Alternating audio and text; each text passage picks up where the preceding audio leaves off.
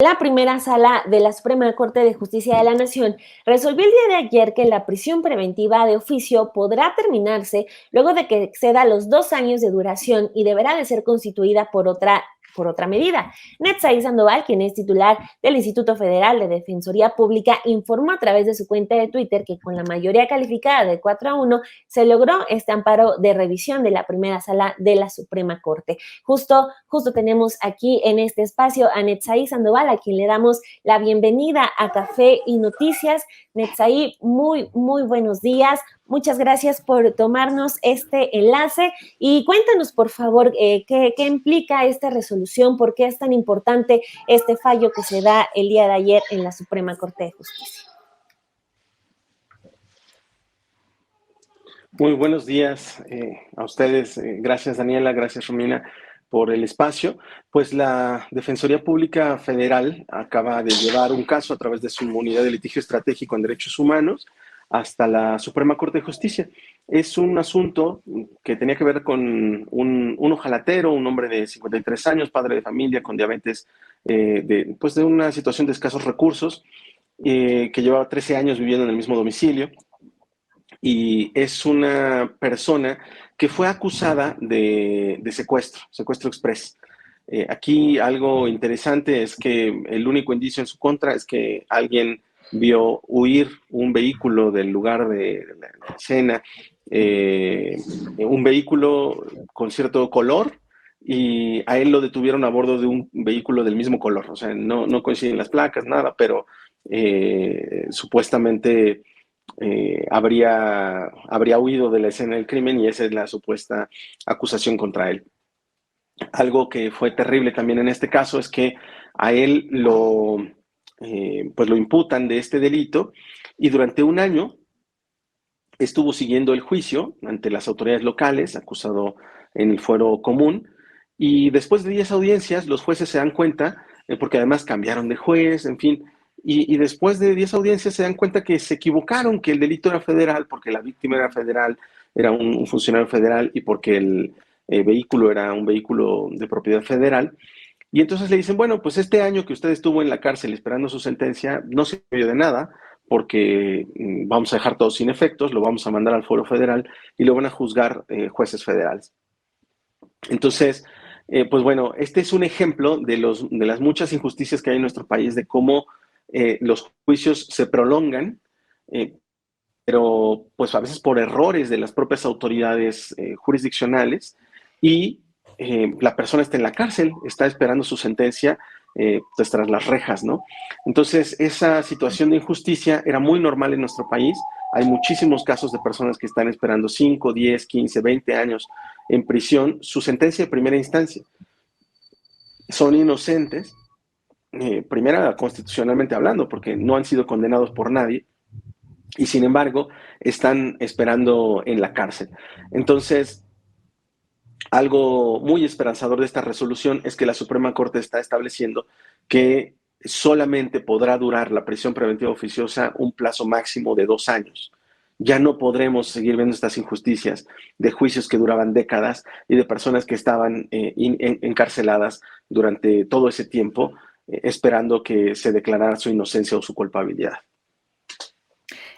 ¿Qué va a pasar en lo práctico con las personas que ya llevan años, que están actualmente privadas de la libertad por años? ¿Se les va, este fallo les impacta directamente, es decir, es retroactivo? ¿O qué proceso, qué sigue? ¿Solo va a ser para las personas que van a ser detenidas en adelante, o también impacta a los que ya están detenidos? Y si impacta, ¿qué proceso sigue, o van a salir libres rápido, o qué tienen que hacer para que esto se beneficie? Y esto también nos permite pues generar una duda, porque hay casos muy icónicos. Tenemos el caso, por ejemplo, de Brenda Quevedo, que lleva 14 años presa, que aunque la ONU ha dicho que ha pedido su liberación, sigue en prisión, pero por otro caso también tenemos otro polémico caso, por otro lado. Por ejemplo, está Rosario Robles, que ya lleva 2 años en prisión, también en prisión preventiva. ¿Qué pasa con estos casos también? ¿Van a poder a tener su libertad? Sí, Romina, a ver, este fallo tiene varios impactos. ¿Y por qué? Pues porque la Suprema Corte de Justicia en la primera sala tomó esta decisión por mayoría calificada, fue 4-1, y de acuerdo al nuevo sistema de precedentes que se impulsó con la reforma que empujó el ministro Arturo Saldívar, se creó este sistema de precedentes que permite que con una sola resolución, ya no se tenía que esperar este mecanismo de reiteración de 5 sentencias, sino que ahora con una sola resolución de la Corte tomada por mayoría calificada, este criterio se vuelve obligatorio para todos los jueces del país, jueces federales y jueces locales. Entonces sí va a tener muchos impactos. Por supuesto, primero para Álvaro, esta persona va a tener derecho a una audiencia donde se valore si se le pone en libertad. Confiamos en que va a obtener su libertad.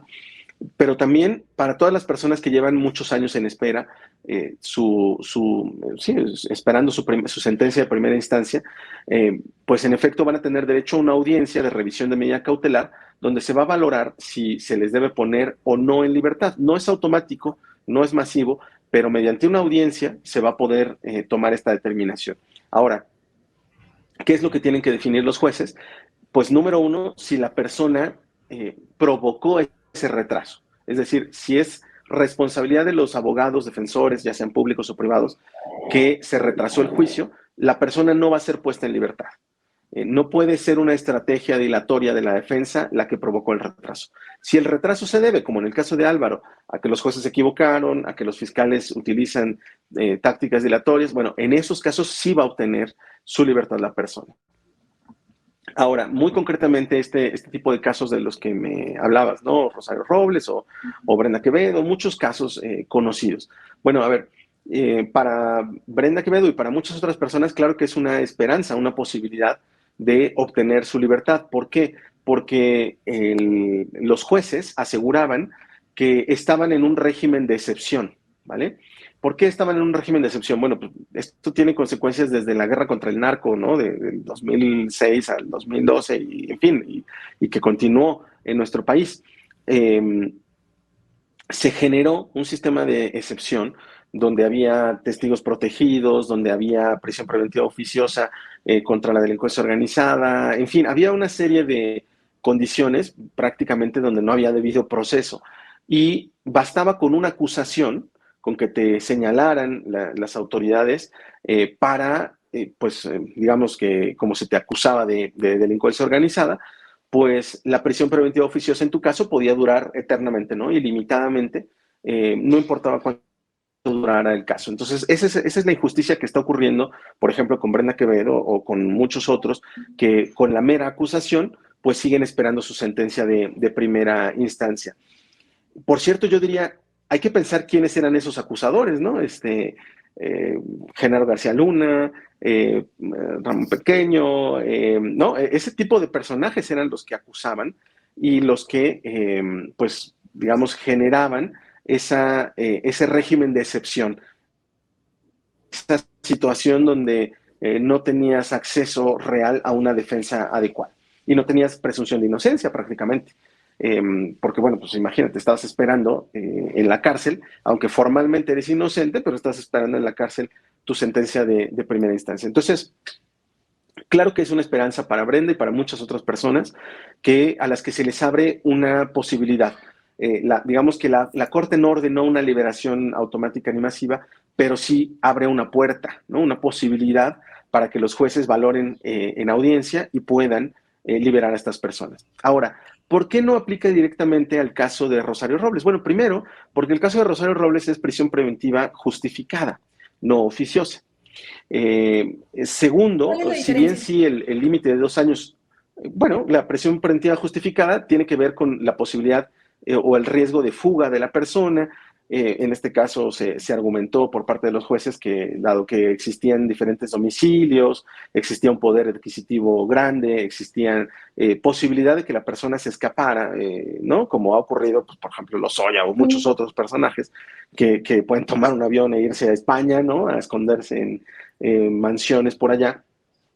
Bueno, pues los jueces temían que Rosario Robles también pudiera escaparse.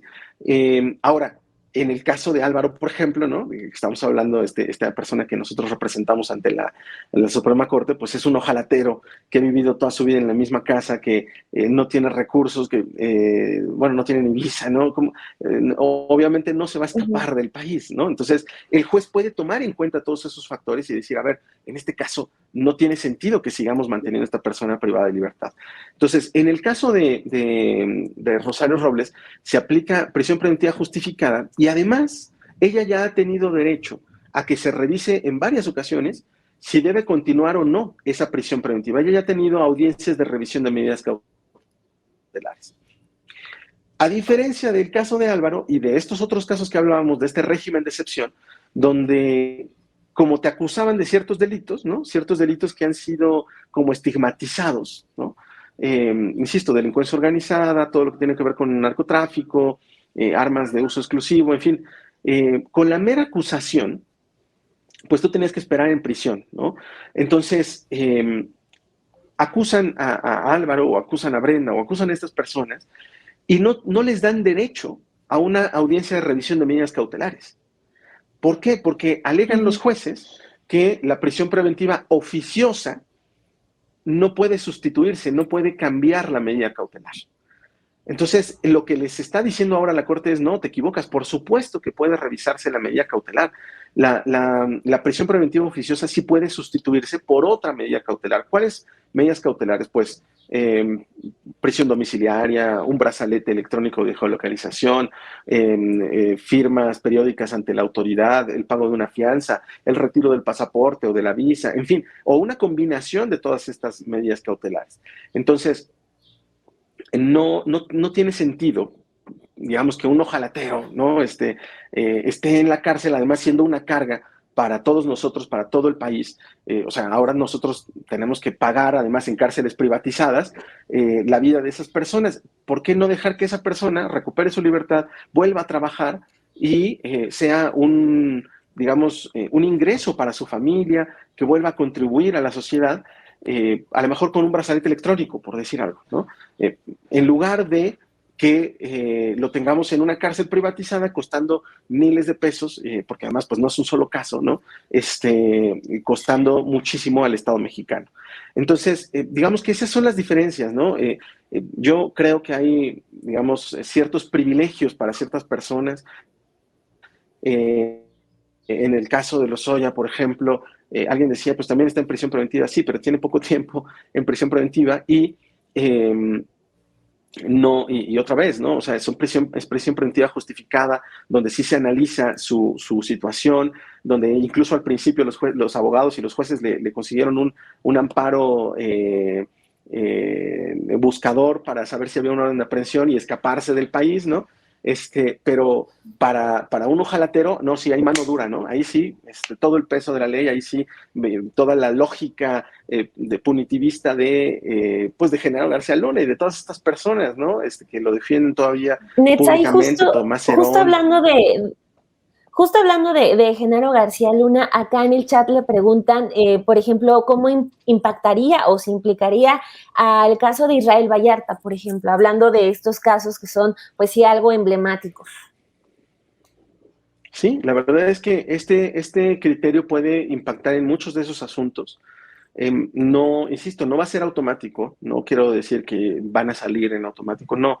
Tiene que haber una valoración de los jueces, tiene que haber una audiencia, pero claro que puede ser la solución para ese tipo de asuntos.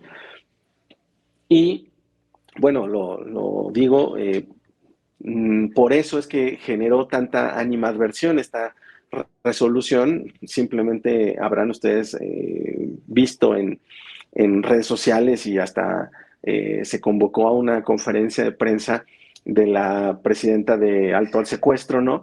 Para denostar este criterio que estaba impulsando la Defensoría Pública y luego la resolución de la Corte. Claro, porque saben que esa visión punitivista, esa lógica de la guerra contra el narco, ¿no? Ese régimen de excepción que construyeron, insisto, esas personas, ¿no? Claro, García Luna, todos estos personajes, Tomás Herón, contribuyeron a construir ese mecanismo de, digamos, donde las personas quedaban fuera del debido proceso. Yo digo, estaban en una especie de Guantánamo, ¿no? No les regía los derechos humanos. Pues bueno, por supuesto que esas personas que pugnan por esa visión punitivista, pues no están contentas con esta decisión de la Corte porque les está poniendo un límite a esta prisión preventiva oficiosa interminable que les venía muy bien porque pues no necesitaban pruebas, nada más necesitaban la acusación de la fiscalía. Y yo insisto, ¿qué acusación? O sea, ¿quién era el dedo que estaba señalando a esas personas? Si uno revisa el expediente de Brenda Quevedo, por ejemplo, en todas las primeras actuaciones se repite un nombre, Genaro García Luna. Claro. Y precisamente, Netzaí, me robaste la respuesta, pero era lo que te quería preguntar. ¿Qué nos podías decir sobre la posición que ha tomado Isabel Miranda, quien, por cierto, también ha dicho que este fallo implicaría, como tú ya mencionabas una parte, que implicaría impunidad y que también está exponiendo que cómo sería posible dar justicia si no hay suficientes jueces o fiscales y cómo se podría garantizar justicia y que se desahogaran los casos en menos de 2 años? Bueno, primero no hay ningún riesgo y no es cierto que va a generar impunidad porque, en primera, no se va a liberar automáticamente ni masivamente a las personas. Se va a liberar caso por caso y mediante audiencias y analizando las circunstancias específicas del caso. Obviamente, si una persona es peligrosa, amenazó a las víctimas y a los testigos, y, en fin, los jueces van a tener un margen de discrecionalidad y un margen de maniobra para no poner en libertad a esas personas. Pero eso es un lado. Después, digamos, el criterio o la visión de estas personas que están sosteniendo, bueno, es que tenemos que seguir teniendo este régimen de excepción, esta lógica de mano dura, pues pierden de vista que no podemos construir un sistema injusto donde solo caigan los enemigos. No es cierto, donde solamente caigan los malos. Eso no es lógico, no es razonable. Esta visión, insisto, de vamos a crear un derecho penal del enemigo, ¿no? Donde solo los malos van a verse involucrados, pues es absolutamente maniqueo, irreal. Yo simplemente recordaría que, pues, no sé, ¿no? Rosario Robles o Emilio Lozoya o estas personas que ahora están siendo procesadas, pues hace 4 años, ¿no? Eran poderosísimos con muchos recursos y con mucho dinero, jamás se imaginaron verse sujetos a un proceso penal. Entonces, yo me pongo a pensar, no les hubiera gustado en esos momentos impulsar reformas que hicieran un sistema más justo, ¿no? Un sistema más eficiente, más rápido, donde las sentencias se tomaran, las decisiones se tomaran velozmente, que no tuvieran que estar esperando durante años su sentencia, donde tuvieran debido proceso, derecho a la defensa. ¿A poco no les hubiera gustado, ¿no? Ahora gozar de esos derechos? Pues yo creo que sí, ¿no? Y entonces creo que tenemos que darnos cuenta que esto debe ser razonable para todos. No podemos negarle derechos a un grupo de personas simplemente porque alguien los acusó de un delito. Y yo insisto, hay que recordar quién fue ese acusador, ¿no? Es decir, no estamos hablando de la gente más proba de nuestro país, sino todo lo contrario. Claro. Exacto. Pues Netzaí, muchísimas gracias por platicar aquí con el auditorio de Café y Noticias y a todos ustedes también mandarles el mensaje de que sigan el trabajo del Instituto Federal de Defensoría Pública. Acá lo seguimos siempre muy de cerca. Muchas gracias, Netzaí, un gusto haber platicado con usted. Muchas gracias a ti, Daniela. Muchas gracias, Romina. Yo simplemente, si me permiten, me gustaría compartir con el auditorio los medios de contacto con la Defensoría, porque así como Álvaro y así como otros usuarios se pueden beneficiar de los servicios de la Defensoría Pública, pues en general esta institución está para ayudar, para servir a la población. Es una institución del Estado mexicano y totalmente gratuita. Nos pueden llamar primero por un Defensatel, es un número nacional gratuito que es 24 horas, 365 días del año. y es 800-224-2426. Ahí la gente puede contactar, van a ser atendidas y atendidos por abogadas y abogados de la Defensoría Pública. No es un telefonista que toma un recado, no, es un servicio de contacto directo con abogadas y abogados. Y también decirles que pueden acercarse a las delegaciones de la Defensoría Pública en toda la República. Tenemos defensoras y defensores en más de 100 ciudades del país. Tenemos, obviamente, nuestra sede central aquí en la Ciudad de México, en Bucareli. Pueden llegar utilizando el Metrobús, pueden bajarse en la estación de Metrobús Defensoría Pública, que está en la línea 4 del Metrobús, y caminar a Bucareli 22.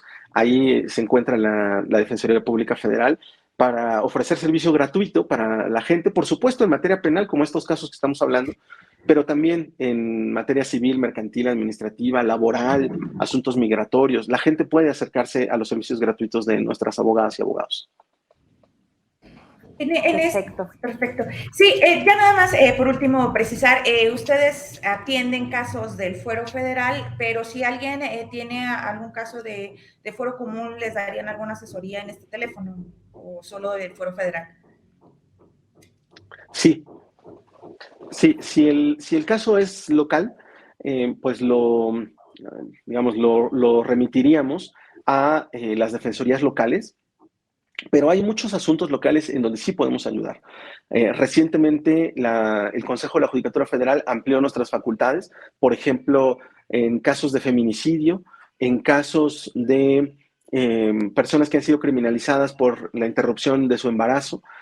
Nosotros podemos asignar abogadas y abogados gratuitos, aunque sean asuntos locales, obviamente. Entonces, pues bueno, hay, digamos, muchas posibilidades de que la Defensoría Pública pueda llevar sus casos. Pero si no, sí pueden recibir asesoría legal en Defensatel. Se les puede indicar el trámite que tienen que hacer y se les puede contactar con las autoridades que les pueden brindar asesoría también gratuita. Entonces, pero bueno, en principio, pues la Defensoría es un despacho, ¿no? La Defensoría Pública Federal es el despacho de abogados más grande de México. Entonces, pues primero hay que a valorar si nosotros podemos llevar directamente el caso e insistirles, nuestro servicio es totalmente gratuito, no solamente el Defensatel, sino toda la representación de nuestros abogados es libre de costo. Perfecto, Netzai, muchísimas gracias por todo esto que nos comentó y pues ahí quedamos en contacto. Muchísimas gracias y buen día. Muchas gracias a ustedes. Un saludo al auditorio.